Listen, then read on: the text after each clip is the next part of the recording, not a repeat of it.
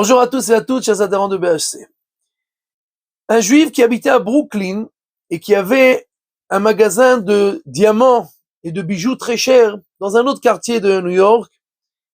Et dans ces magasins très chers, quand il y a quelqu'un qui rentre ou un voleur ou quelque chose comme ça, alors tous les téléphones qui sont connectés au magasin commencent à sonner pour annoncer que il faut venir vite.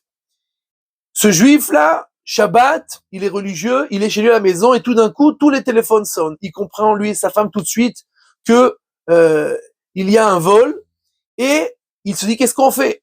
Aller à pied, c'est trop loin. En voiture, on peut pas. Appeler la police, c'est pas pikoar nefesh. Il n'y a pas de code force majeure, il n'y a personne qui va mourir, c'est seulement que de l'argent. Il n'y a rien à faire. Shabbat est plus important que tout. Il n'y a rien à faire.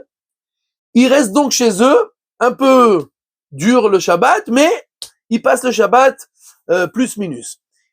Au final, Motzei Shabbat, ils prennent la voiture et ils voyagent directement au magasin. Ils arrivent, ils voient la police, etc.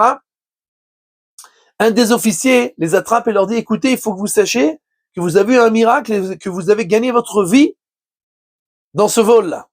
Il dit, pourquoi?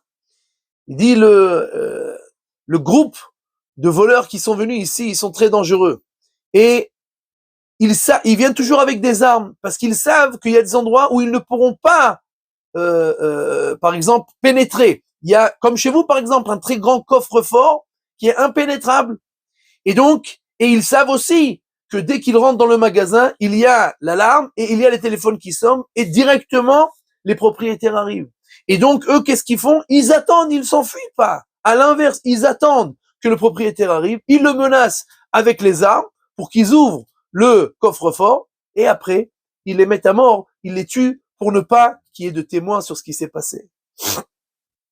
Donc, vous avez gagné votre vie au change parce que eux, ils vous ont attendu.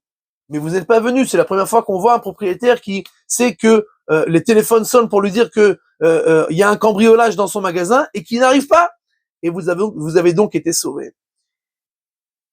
Il est écrit que celui qui fait la volonté de Dieu ne sera pas de mal. Bien entendu, s'il y a un décret que quelqu'un doit partir, alors il partira quoi qu'il en soit. Mais si son heure n'est pas arrivée, alors jamais quelqu'un qui ne fera la volonté divine, même si c'est difficile, même s'il a l'impression qu'il perd, au final, de faire ce que Dieu nous demande, notre Père nous demande, celui qui nous aime nous demande, on ne perd jamais, on ne peut seulement que gagner.